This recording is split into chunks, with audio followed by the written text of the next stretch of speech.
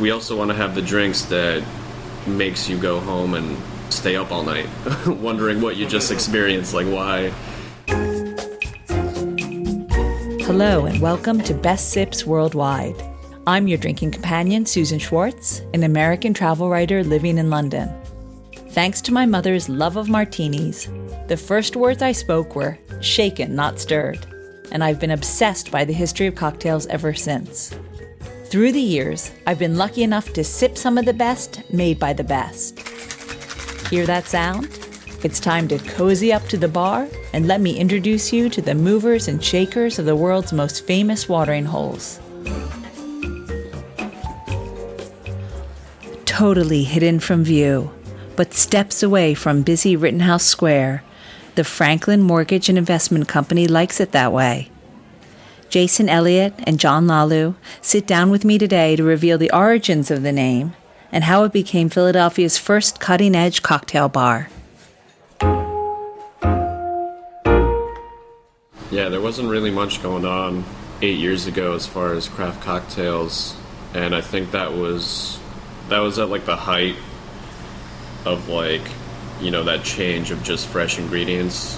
And I think, Alex Day and Joaquim Simo, they definitely picked up on it, and they're flagshipping their proprietor LLC, which is, consultant group. And I think Franklin was their first project, so that was kind of like, multiple ambitions coming together. The owners, they just love craft cocktails. They wanted to bring something to Philadelphia that, Philadelphia never really had. So I think that's where the Franklin really claims its stake to me. It's that it's just like, I don't know, it was so unique at the time, and it's still very unique as far as like what's being done with bars. And, over the years, a lot of bars come out and, doing the same thing. So it's good. It's good to see that more people are paying that much attention to the drinks, trying to do it right. We were, at the beginning of the movement. No, absolutely. Yeah, somewhere like that, like early to mid 2000s is where there was like a huge influx of just like very artisanal spirits, and like a lot of distilling people went back to like grassroots, and they stopped doing like big corporation stuff. And there's like a huge shift of just like attention to quality, and it's just good. It's good to be a part of that. It's especially when Philadelphia has grown so much, food-wise. Absolutely. Oh yeah, definitely. My parents are from here, and they moved in 1984, and you really couldn't get anything to eat. And now it's one of the great food capitals of the world. Not the United States. With world-class chefs like Michael Solomonov and all of Steven Starr's stuff. So you guys, for cocktails, you're right on the cusp there. Well, that's one of the good things about us not serving food is we don't compete with any of those guys.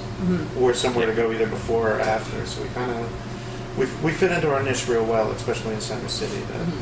There's a lot of people are coming down here for great food, and they want great drinks after, and a lot of the places are, referring them to us, or, so it works good for us. So. And the concept for the Franklin, what did that come out of? The Franklin Mortgage and Investment Company was, I believe, like an old rum running.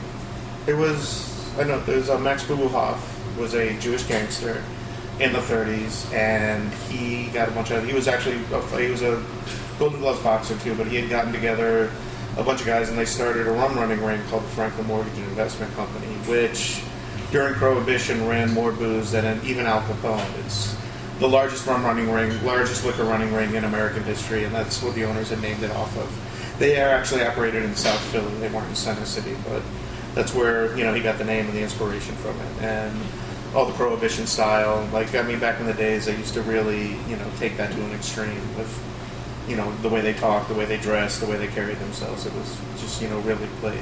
Yes, and if you walk by, you really wouldn't know that it was here. Right. Yeah, I think the allure is huge. I think close to about 70% of the people that come here, they claim they've been looking for this place for hours. They're just we didn't see it, there's no sign. It's just a dude standing in front of staircase that goes downstairs. So I think that image is perfect. You know, it's just, I don't know. Those are the kind of bars that I really like going to. Right. You know, not to talk down on other bars. I love, you know, Well, it's part of the flashy drama. bars. Yeah, I mean, Right. you know, I would love to be on like a rooftop bar with like tiki drinks. It's also a good thing too. But I've always been drawn to that like dark basement, almost like a cavernous bar, and I think that, you know, it captures that image really well here. Since you're talking about that, why don't you tell us where you came from and how you got to Philadelphia? So I was like outside of the city, in the Poconos. It's about an hour and a half out of Philly. I mean, I've always been, you know, between New York and Philadelphia on the weekends, just like hanging out, traveling. And I've just been in the industry since I was about like 16, you know, working at like pizzerias, back of house, things like that. Came to Philadelphia to like, I think it was art school. Yeah, that's what I came here for. Yeah, so I came here to try to do that. You know, I was, you know, majored in film, and it just, I don't know, there wasn't a click. You know, I tried like that whole office internship. It was great. Still passionate about it, but I don't know, it just wasn't me. And then I got back into the industry. I was like serving. I ended up at R2L, which is, you know, just an amazing restaurant up on the 37th floor of Liberty 2 building, and that was where, you know, I went from being a waiter to a server, and it was like just, I understood what fine dining was. I understood what, like, you know, how to have true passion for things and just attention to detail beyond the consciousness of like the guest. You know, that's where it started to come to. So, you know, it was just that experience that made me fall in love with the industry, you know, and again, had a friend that worked there with me, came over here. He ended up being the general manager. So, you know, he almost brought over like a lot of alumni from that restaurant over here. But were you still serving then? Yes, I was still serving. Okay, so not yet behind the bar. No. And I did a couple bartending, like private event stuff, and it was a mess. You know, like they were just like, yeah, just shake a bunch of stuff together and make, you know, daiquiris and Cosmos. And oh man, I had like the dirtiest bar. It was just, looking back, I would have fired myself. It was terrible. But yeah, I mean, you know, There must have been some fun in it for you. it was great. No, I really enjoyed it, and it was that moment where, you know, you're learning about making this drink, and then you put it together, you're not really sure, and then you shake it, you put it in the glass, and then someone sips it, and you see their face just light up, and you're like, oh man, like my whole amount of confusion just made this person so happy. And it's a weird thing, but From the confusion came clarity. yeah, no, and then you know, you build on that, and you get better and better, and then it all folds in. It's good. And you, Jason?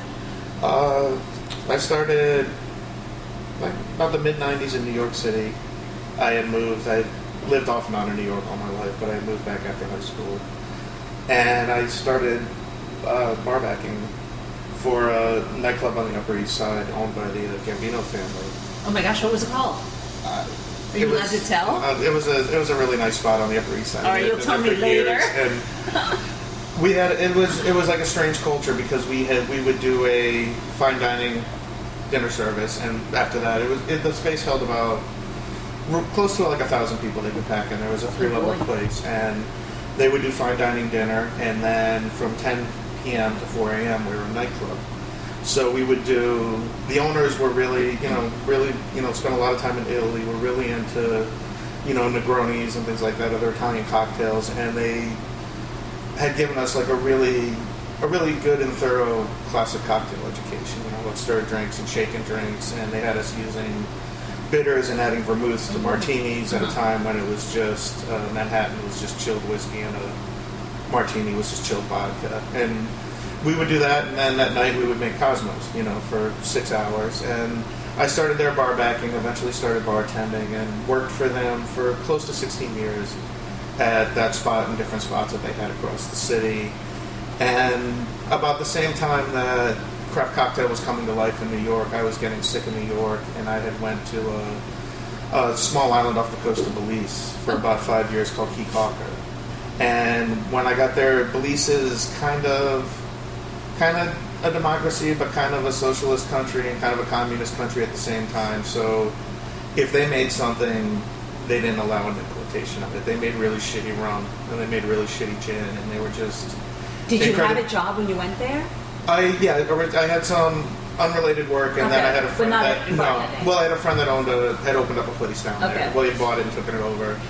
So I was supposed to only be there for about 6 months. I ended up really liking it. It was real simple living compared to New York, and I just ended up staying there. And we didn't really do craft cocktail as much as like we did necessities because we couldn't get anything. I mean, we always had fresh juice because it was cheaper than buying Tropicana, because everything was grown there.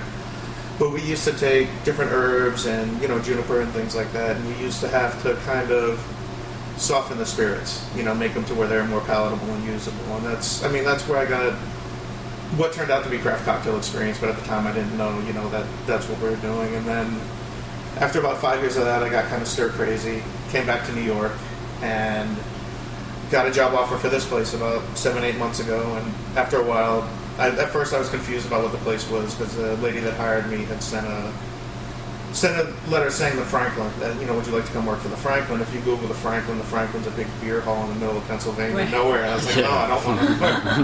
And eventually I found out what it actually was, and it seemed like a good opportunity, and I headed that way, Mm-hmm. Do you miss the Belize and making certain less things. Palatable alcohol palatable? Oh yeah, no, I mean it was fun, but at the same time it's trapped. It's not their currency you can't take back to America with you. It's it's a nice life, but after a while you just get sick of vacation.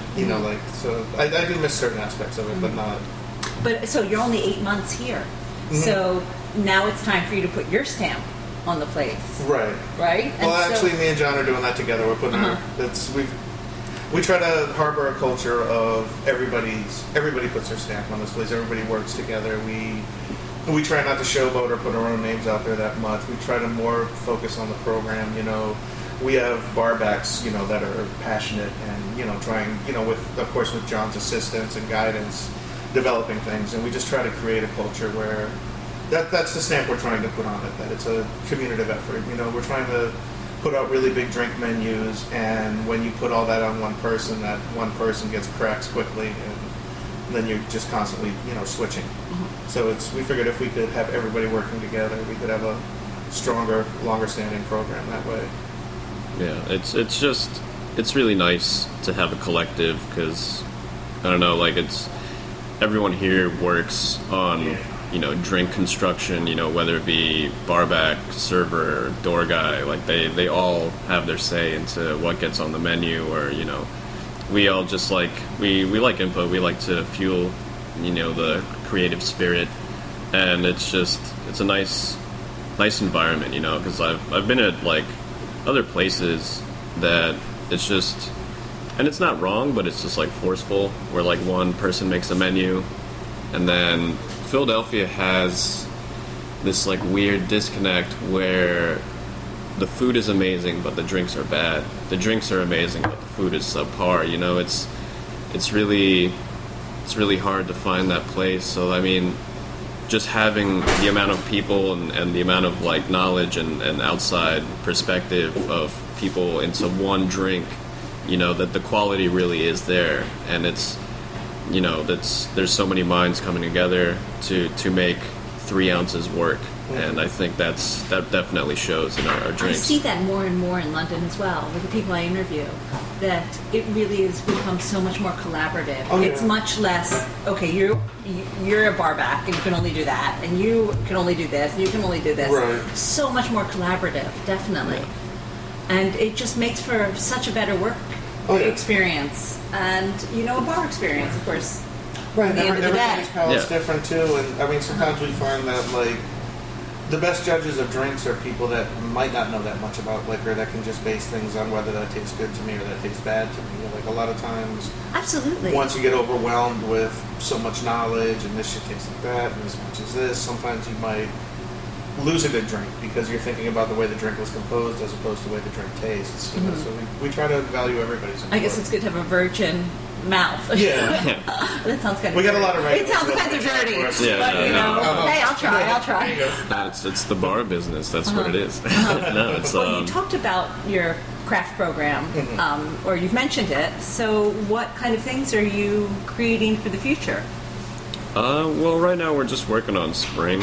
But do you do it seasonally? Yeah, we try to do like as much seasonal as possible. We always have to have, the form of the classics. You can't have a fully esoteric menu. It'd be nice though. It'd be really great. But yeah, you just have to have that variety. People love the classics, but also people they're that crowd that just wants to try something that they've never tried before. So that's definitely something that we try to have here as well. We want great classics that are just ABC cocktails. Get them anywhere else, but we'll be remembered, right? But like, we also want to have the drinks that makes you go home and stay up all night, wondering what you just experienced, like why, and because I've had that experience here too. I used to drink here before I worked here, and my first time here was having 3 drinks, and I was just like, what did I just do? Like, what? This is just amazing. And for you, Yeah. a bartender already. Yeah, it was nuts. Me thinking that, I'm shaking tins and just making a mess all over myself.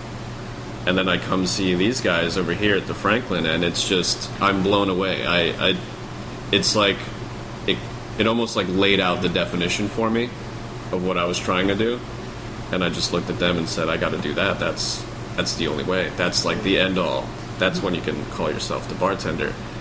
And it's just, the working with like intricate syrups, tea syrups, floral syrups. We're taking flower petals and letting them sit in sugars, and we're taking like just weird things that the average household wouldn't have, and we're putting that in our drinks. We've had drinks with turmeric and just insane, like tarragon, Duck fat. apple, duck fat. Yeah, it was just clarified pina coladas that were just amazing. It was all good stuff, and again, people would have these drinks and they're like, I have never seen this. That must be really, really exciting for you. It really is. Oh yeah, no, it's great. Yeah. I mean, and being around for so long, another section that we do feature in our menu is we do pull back a lot of the old head bartenders and bartenders' drinks and things. So we always, in addition to our classics, new menu, we always have a rotating collection of great old drinks that were developed at the Franklin. Yeah. I mean, that's I'm sorry. I didn't mean No, I didn't know. See, I wanted to know so much. And we're jumping a little into the esoteric on our spring menu. We have been doing tastings, but we're going to do a sort of a tasting, but not really, that features a lot of microgastronomy things and food science, and just a section of the menu. When you say tasting, what does that mean? Very similar, like a chef's tasting, course by course. We've been running, that kind of paradigm in our greatest hits. So it's essentially, drinks from the past of previous bartenders, and we just take their drinks and make a nice little 5-course tasting out of that. And it's a good reception. A lot of people like it, and it's a lot of booze. I know, because I'm sure some people love the drinks, and when they see that they're gone from the menu, they say, where are they? We get that a lot. Well, a lot of them you can still cold call that. Like a lot of them that, like if the ingredients are there to make them, the bartenders are more than happy to make them for you. But back to the tasting, I love that idea. Yeah, and it's a good experience. It's just really great. And we try to pay enough homage to anyone that's been here, because it's just, I feel like this place houses a really great collective mind. They all still check in too. Yeah, Like yeah. that. And I don't know, people that come here, they know our bartenders, like past bartenders by name. They're people to know. They're out Are a opening lot of them bars. still in Philadelphia? Not necessarily, no, but I would say a lot of the alumni from this bar either opened a bar, is writing editorials about cocktails, or just the GM that hired me, he opened a bar in LA called Accomplice Bar. Al Sotak, the first head bartender, he opened up Jupiter Disco up in Brooklyn. There's just a lot going on, and everyone's doing it and they're taking it. I feel like this is just that stepping stone of just like even further excellence. You know, you're here for a reason. You're here to make drinks, and you're here to do it like at an exceptional level. You know, and I think that everyone here gets it. So we're just trying to like fit that all into making people happy on a nightly basis. Well, I want to be made happy. So I really want to get a drink at the bar. Oh, yeah. Should we do that? Yeah, Brian's down there waiting for you. Okay, great. Absolutely. Thanks so much to Jason, Jon, and everyone at the Franklin Mortgage and Investment Company for making me so happy. A quick hop to the city of Reims, France for the next podcast, where we're introduced to Madame Clicquot by Fabienne Moreau, the historian of the famed House of Champagne, Veuve Clicquot. Until next time, bottoms up. For more information and links to everything you've heard about, plus a bit more, please visit bestbitsworldwide.com. Thanks for listening to Best Sips Worldwide, a spin-off of Best Bits Worldwide. Always remember the wise words of Oscar Wilde: all things in moderation, including moderation, and never drink and drive. Okay, I said that last part. Theme music is by Steven Shapiro and used with permission. You'll find me at the bar